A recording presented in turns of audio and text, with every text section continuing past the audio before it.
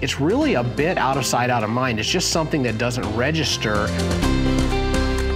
My position mentally is I am the buyer. I'm the buyer of every single property.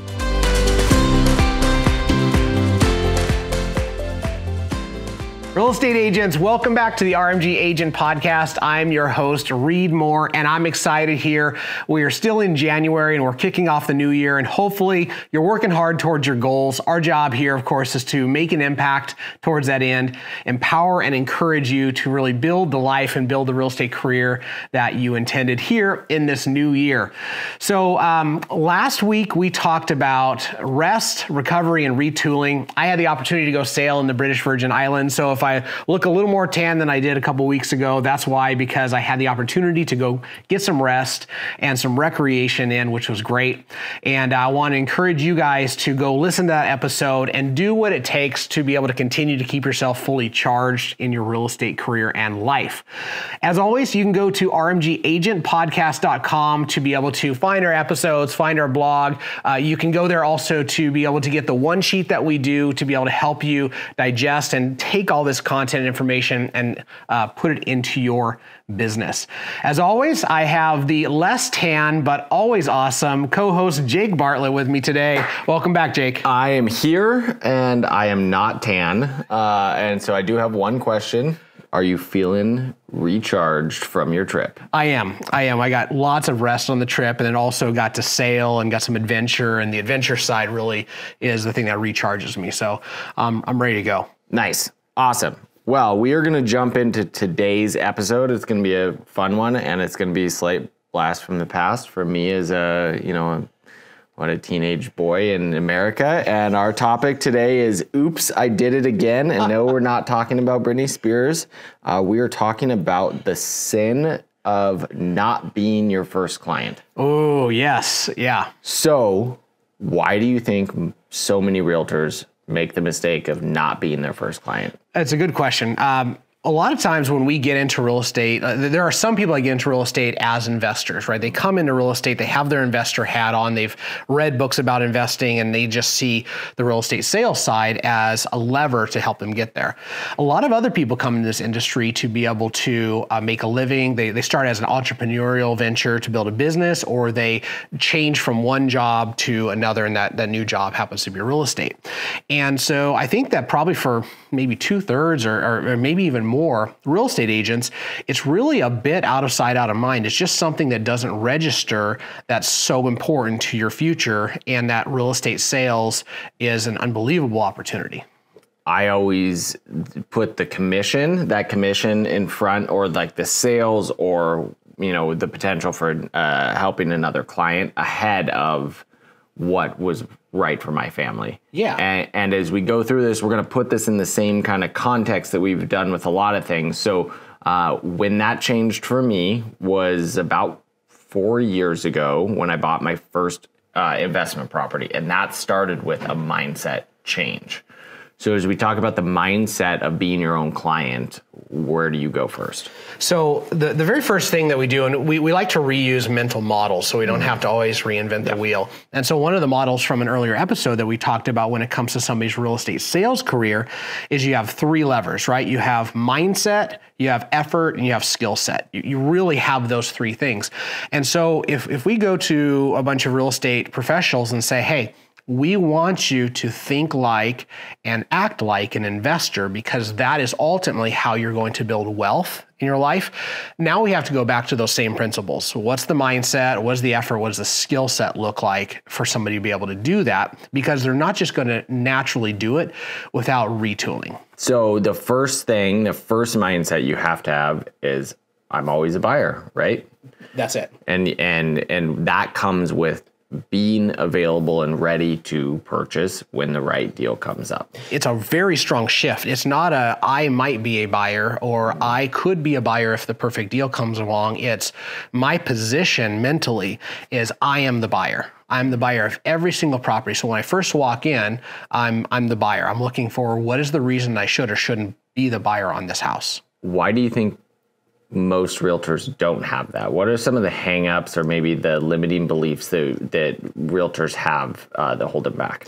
So I think that part of it is if you don't have an investor mindset, and I say that I've had to cultivate an investor mindset. I have some good friends that cultivate it much earlier, or it even appeared for some of them like they just came right into the industry or right out of high school or college with that investor mindset. I had to cultivate it, and I think one of the fundamental things that comes along with cultivating that investor mindset is that you start to build a bias towards residual income.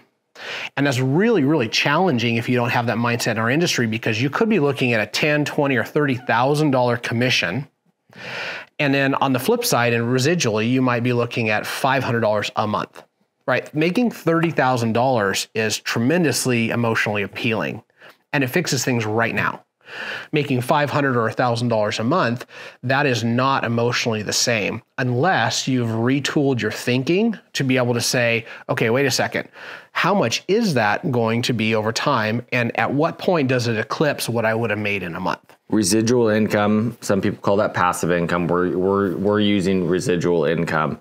And as realtors, and this was kind of a mindset switch for me, was I need to be thinking about this every single time I go in, because stockbrokers buy stocks, right? Like investment managers invest in their own products. We're realtors. We have access. We get typically a little bit less of a percentage or cheaper deal based on just our profession. So we need to evaluate those deals for ourselves first, and then go from there. So how do we actually interact with the client in this situation, or some of the conversations? Yeah. So this would fall under skill set. And one of the things that we have learned over the course of time as real estate professionals is that our job is to make people the most amount of money possible. So the three levers that really sellers have is the most amount of money in the least amount of time with the least amount of hassle. Right? So you have money, time, and hassle.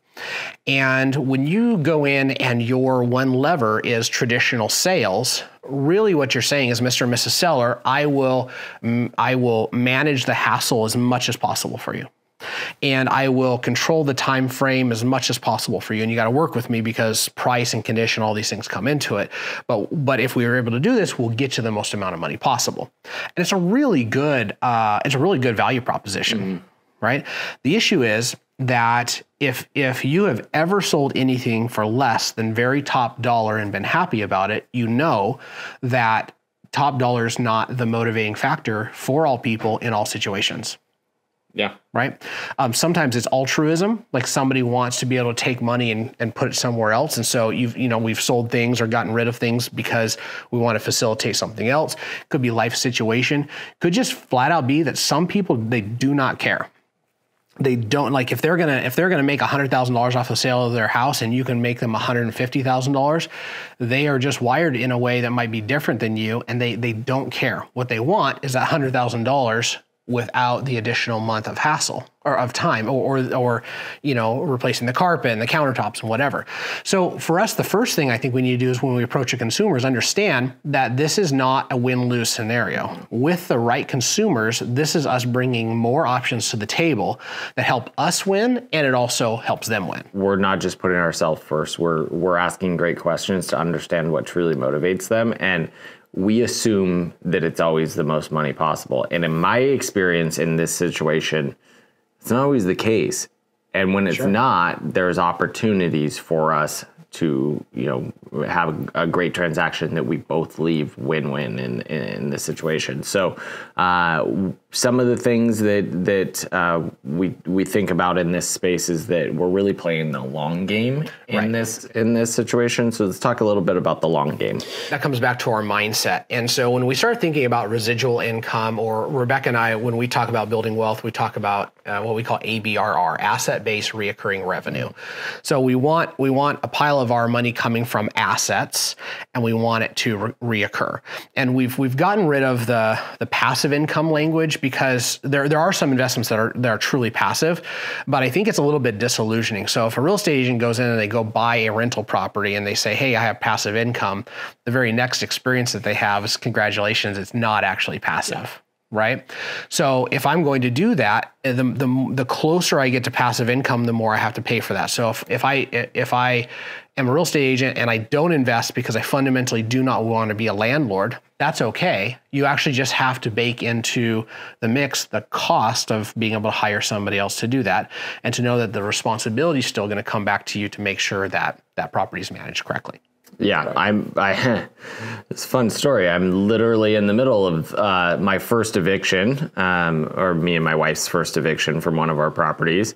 We had property manager in there. We no longer have that property manager based on a few different things, but it is definitely not passive income. Like, we are out a considerable amount of money.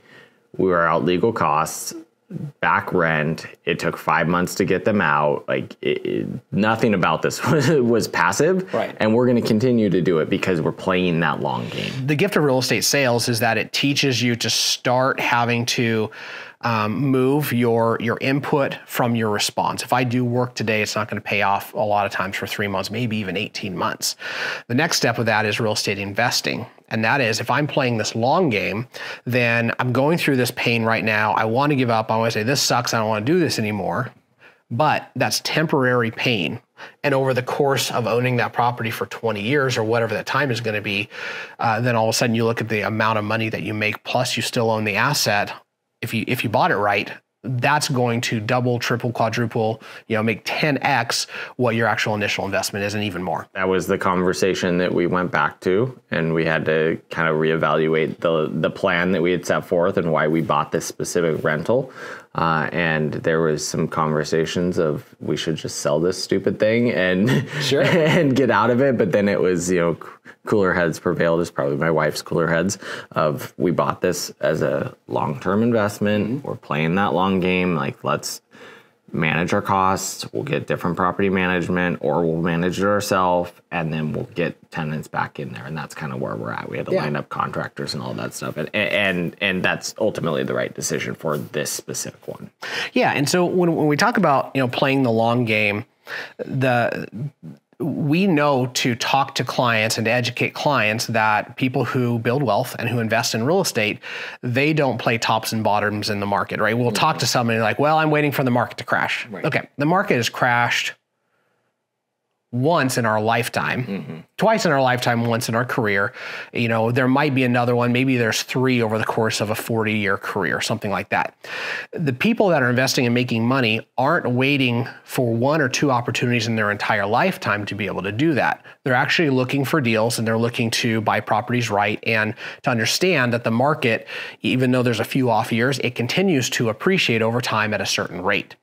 And so when I'm playing the long game, the issue is that the first emotional experience that a lot of people have when I talk to them is, man, I would love to do that. I wish I did it 10 years ago because properties were X. Yeah, but your conversation 10 years ago was, man, I wish I would have done this 10 years before because the property values were X. And then the people that were there that didn't invest, they would say the same thing. So if you follow that pattern all the way today, and now you have a reason that you're not investing, the reason isn't the market, the reason is your mindset. You're not playing the long game. I will agree with that. Let's move on to the skill set a little bit of, first we have to separate our job as realtor lead generator to our investor side, right? Yes. Yeah. So how do we do that? So the first thing, and this actually might just play to mindset as well. There's so much that goes into mindset, and that is, I like to teach people to not blend their investing with their job. And what I mean by that is, if I go out to I'm the first buyer, and there's a situation here where I actually might be buying this property, I know that my actual charge for doing my job is 6%. That's not me being an investor. That's me just doing my job, or 5% or 8% or 10%, whatever you charge. And so then above that, I need to be able to have a criteria of what I'm going to ask my money and my risk to do for me. And so I think that this is really important. Is when I see people first start investing, they start using sweat equity and they roll in their commissions and all that. There's nothing wrong with doing all that, but I would subscribe a value to all of those things, because investing has to do with your money and your risk, not your picking up a hammer and not you actually doing the real estate transaction. So one of the things that as you're talking that I think needs to be said is, I'm in my 17th year of real estate, or almost 17th year, and there was always this promise of build this giant book of business, right? Yes. And then in 35 years, when I'm ready to retire, then I just sell that book to somebody, and it's like selling a law practice or selling a dentist office or something like that. That's no real thing, right?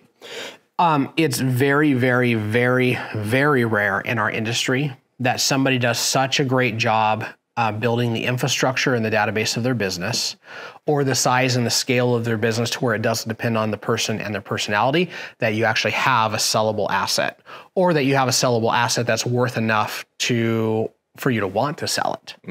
And so that means that if you do a great job in your real estate practice or building a real estate business, you create enough profit, like that company creates money. Yeah. And that money now you have to turn around and say, okay, should I just go build this big extravagant lifestyle that requires me to make this amount of money forever? Or do I build a lifestyle that is maybe reasonable, requires me to kind of hold back a little bit, and now I take the rest of that money and I use that as my active income to be able to go get AVRR? Yep. That was exactly where I was hoping you would go with this, is that I would say for most of the people listening, and myself included in this, I won't build a business that is going to be able to provide for me when I stop being a real estate agent. Like if I focus a portion of my time, efforts, mindset, skill set on investing in real estate myself. Yeah, that's right. So that constantly being the lure that's telling you, well, I'm just going to go sell more real estate. I'm going to sell more real estate. There's not really a great pot of gold at the end of the rainbow when it comes to real estate sales. Yeah. But how do we compensate for that? How we compensate for that is, 20, 50, 100, 500 times a year, you have first pick of the litter for any opportunity that's there for you to actually take that money and put it in the thing which is real estate. We have to know our criteria. Yes. How do we get acquainted? What resources? What's the criteria? All that stuff. Yeah. So Gary Keller wrote a book called Flip, and he wrote another one called Hold, right? Which are two of the basic things that you can do. Flipping's not really investing. It's actually a way to go make different buckets of money off of selling a house is what it is. And holding properties is where that becomes more of the investment side. But one of the things I took away, and I just really appreciated those books for, was that for us to be able to be good investors, we invest based off criteria and not emotions. And so the very first place I encourage people to start is to say, okay, when I look to invest, what are my minimum standards? What is my criteria? And so that could be, I will only put money out of my pocket if it comes back to me in X number of months or years. Right. Yep. And that's another way of thinking about what's called a cash on cash return. If I go out and I put $100,000 out into the market, how many months before I get that $100,000 back and start making above and beyond that am I willing to do? Right. Yep. So that could be something like a 10% or a 12% cash on cash return, or a 15% minimum cash on cash return. So when you sit down and you look at a property and you say, okay, so once I get paid for doing the real estate transaction, right, and before I put in sweat equity, what is the amount that my money and my risk needs to make me? And there's other ways to do this where you don't put a whole lot of money out of pocket. And so you might want to do a different criteria because you might not have so much cash out there. So the cash and cash return is infinite, makes you look super smart, but you're actually making a very small amount of money each month. So there's a few different things to do there. But for me, with the vast majority of my investments, it's cash on cash return and cap rate. Those are the two things I pay attention to. And if it hits both standards for me with that, then it's proceed. Doesn't mean that I'm going to buy it, but it means I don't really care if it's pink. I don't really care. There's a lot of things about the house that I don't care about, because if it hits my criteria, I'm going to put the emotion in the back seat and say, logically, this makes sense. Let's move forward. Yep. So I use cap rate and cash on cash return as well. My first one, I came up with my own mental breakdown of how I wanted this to work, and I tend to be a risk averse person, mm-hmm. and so in my brain, I told myself if this thing cash flowed enough that every 6 months the cash that came in covered a mortgage payment, that meant I was able to cover 2 mortgage payments a year if worst thing happened, like they didn't pay, they stiffed me, if they left it vacant in the middle of winter. And so that was kind of the first mental trick that I taught myself. And then I've got more accustomed with the numbers. You also missed one of Gary Keller's other books, The Millionaire Real Estate Investor. Oh yeah, yep. Yeah. So that's another one. Not saying we're just plugging Gary Keller's books. There are plenty of other investment books as well, but those are some really good ones, especially if you're in the real estate industry. They use real estate agent lingo, right, opposed to other investors or more so financial advisor type lingo. Yeah, those books were specifically written to real estate agents to get real estate agents to start investing and thinking like an investor. Yeah. So those I think are really, really important. Knowing your numbers, mm-hmm. right? So when you go to break down a property, there's some skill set that's involved. Skill set and some discipline. You have to have the discipline to stop, put everything into a spreadsheet, and figure out a handful of very specific things as to what am I going to buy this for? What are my costs to buy this? My costs to rehab it? My cost to sell it if I'm going to flip it, or if I'm going to hold it, what do I think my cost of money is going to be long term? What is my cost of money short term? There's just a lot of different elements, and if I can look at that and I get a really good sense of all the moving parts around this property, that takes some getting used to, and that's one of the areas that people really get caught up on. They kind of freeze up. I froze up for a long time around this because it just seems so big and so intimidating. But when you actually sit down with a basic spreadsheet and just force yourself to work through it little by little, every little step is actually pretty simple. It already fits into the vast majority of your skill set. One of the best places to acclimate to this is Bigger Pockets, right? Mm-hmm. Another podcast, website. Those guys are phenomenally put out great content all the time. Yep. You can also, if you're not a spreadsheet person, there are plenty of apps out there that will allow you to do quick evaluations in real time. One of the ways that I got more accustomed to doing this was working with more investor clients. Then you have to, you are not only helping them, but you're seeing what's important to them, and you get some of that education by osmosis, essentially, and you start to learn how they deal with it. And one of the things that's really, it's a skill set, and it truly is a skill set, is stopping looking at properties in a sense that you would move into the property, right? Like, yes. You don't need the warm and fuzzy feelings when you're actually through the property. I'm not telling you to buy something that's about to fall down, but you're not most likely going to live in this house. So looking at the numbers first and then seeing if it would be something that would pencil out from there is the first place to start. When my wife and I were first married, we lived in a 1-bedroom basement apartment, mm-hmm. and it was just fine. Right? It was clean enough, and it was nice enough, and it was enough. Yeah. And so in the season of life we're at right now, that wouldn't necessarily meet our standards, right? But for the person that I'm looking to rent that to, if I can provide a good, clean, safe place to stay, that totally works. And so you're right. It's really important to understand that you are not your client when it comes to that particular property. Yep. The one thing you have to get really good at skill set wise with the conversation with the clients is actually getting deep to their motivation. We briefly went through this of, we think most people want top dollar, that they're getting the most money as possible, but truly understanding, and in my experience with this, clients that we've bought from typically want the ease of the sale, and they're willing to give up $15,000, $20,000 mm-hmm. of potential income to make it easy for them to get out quick sale. They don't want to have people walking through their house constantly. They don't want to leave for 3 days, 4 days, take pets out. Like, they are willing to give that up to be able to have an easy, quick sale. And you're the person that's going to offer them that. Right. So. Yeah. So when you sit down with somebody and you start talking them through their options, this is not something you have to, you're not here to manipulate anybody. People genuinely have different circumstances. We had one that we bought last year, and the property was worth about $180,000, but it was in horrible condition. And it was about $100,000 to be able to get that property where it needed to be. And so I actually had a conversation with these sellers, and I showed them all of my math and what I thought it was going to cost me to be able to do the rehab, and how much that I needed to be able to make to do all of that. They went away and they came back and they said, yeah, we'll sell it to you for your price. Right.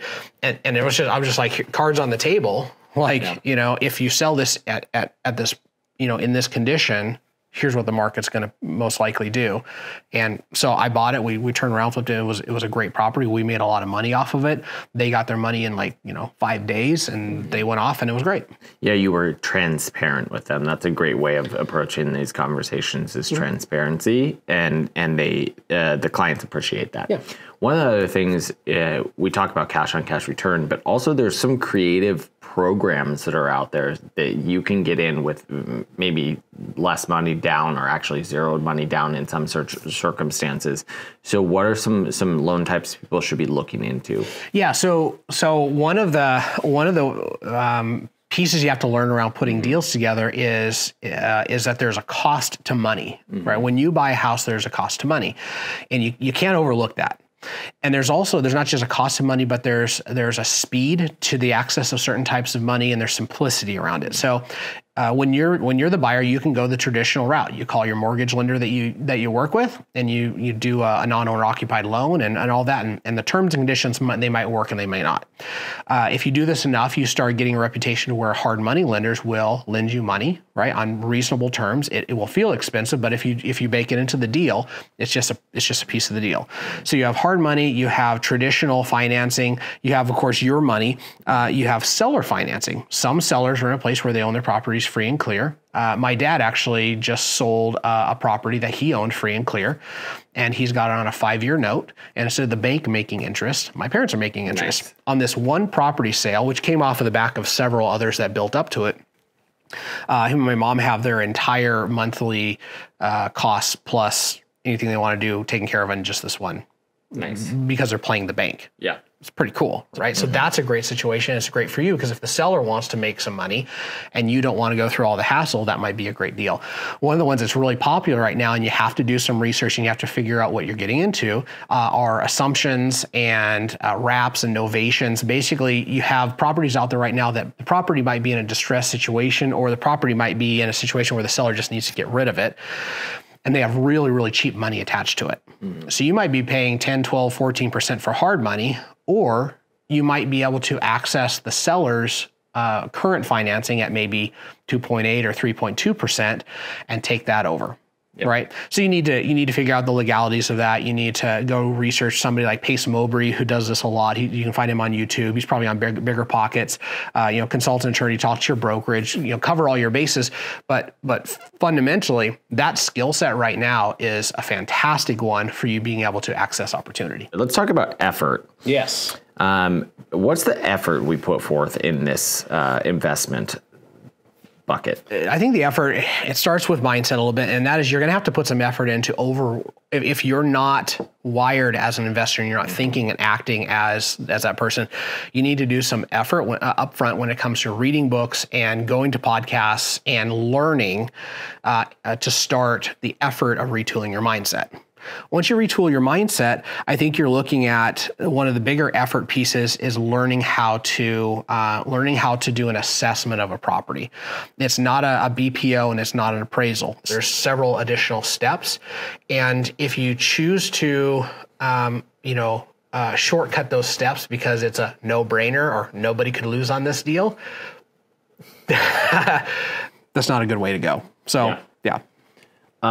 So one other thing that you're going to have to be prepared for with the effort is you need to be prepared for any sweat equity you have to put into the property. If you don't have a team of people and you're buying your first one or buying your second one, like, you're probably doing a bunch of the work yourself. So there's the effort of actually doing that, as well as how do you balance the time commitment in that without taking away from what allows you to be able to buy these properties. Yes, you can do this in a way that you trade one bucket of income for another. That's not great. If you want to trade your real estate sales income for being a contractor, that's your choice. But you should make that choice intentionally, not accidentally. Yeah. So if you are somebody who has the skills and the time, and you just flat out enjoy it. It's, after a long day's work selling real estate, you want to go, tear something apart or build something that's wonderful, right? That's not me. But that should get assigned some level of value so that if you decide one day that you don't want to do that, that you replace it. And so some of the effort is actually, like you said, building your network of trusted contractors and people that can continue to move a project forward, right? And the other thing I think that takes effort is it takes effort to get to clarity as to why you would do this, right? Everybody kind of, if you say, you should be an investor or you should build wealth, everybody says, yeah. Everybody also knows they should, have 10% or 15% body fat. And yet that's not the way the world looks. That's not the way the world works. So you have to do the effort to get clear on, am I willing to do the work to retool my mindset, to rebuild a skill set so that 30 years from now, I have income that doesn't rely on me going and selling houses. Yep. You might also have to put forth the effort to convince your spouse. Oh, yeah. Which that's probably the hardest effort. And for some people, or for others, it's pretty easy. Anything else we need to talk about on Oops, I Did It Again? I would like for that to stick. Like when you think, oops, I did it again, think Britney Spears, have your embarrassing moment of like, oh man, recalling that from your past, and just say, okay, so instead of oops, I did it again, think, I'm always a buyer, right? And I would just say, even if you don't pull the trigger and you don't yet build the skill set, build the mindset. The mindset's the first thing, and if it takes you a week to build a mindset or it takes you a year, you're 1 week, in forward motion to be able to really change the way that you go about real estate. Yeah, so instead of oops, I did it again, it's I got the opportunity to buy a property myself. I got the opportunity again. Yeah. Yes. Yep, and then I ran the numbers, and you get really good at running the numbers, and it becomes really fun, right? And the more you do it, the better you get at actually being precise. I build lots of cushions into mine because, again, I'm pretty risk averse. So, yeah. So hopefully this was impactful for you. It was, I wish somebody had told me this same thing 17 years ago. Sure. Instead of having to wait 12 years before buying my first property. So hopefully this will encourage you and it will empower you to do more and think differently about each opportunity and become your own client. Yeah, that's the hope. And then we're going to roll next week into, what are we talking about next week? Closing for compensation. Yeah, so we're going to come off of the episode we did on Sitzer-Burnett trial, and we are going to really start diving into some of the things that we think are going to be maybe consequences of the legal action that could or may not show up this next year, probably will. But we think we have some really important things to be able to empower every real estate agent to be able to get ready to control the things that they can control. Yep. So yeah, we had new forms just got launched in Washington. I'm licensed in Washington. Our company's in multiple states, but the new forms are drastically different. And so being able to close for the compensation, I was actually surprised a few people didn't walk out of the room when we were going over the forms. So it should be a good one. It should be something that is valuable for any realtor out there. So yeah. And just to kind of wrap up this episode, if you're having issues, you're not surrounded by people that are thinking as investors, we'd like for you to reach out. We have somebody in our company that their job is to help people in our company build wealth and wholeness. And we've had tremendous opportunities given to lots of our agents to be able to do this. And that really starts with being surrounded by people who are thinking and acting this way. Yep. That's awesome. Awesome. So, have a great rest of your day. Hopefully it's warm where you're at, and hopefully I can go somewhere warm this time. Yes. Yeah. You deserve it. You stay here in the cold. I'll go somewhere warm. Deal. So, all right. Take care, guys. Bye.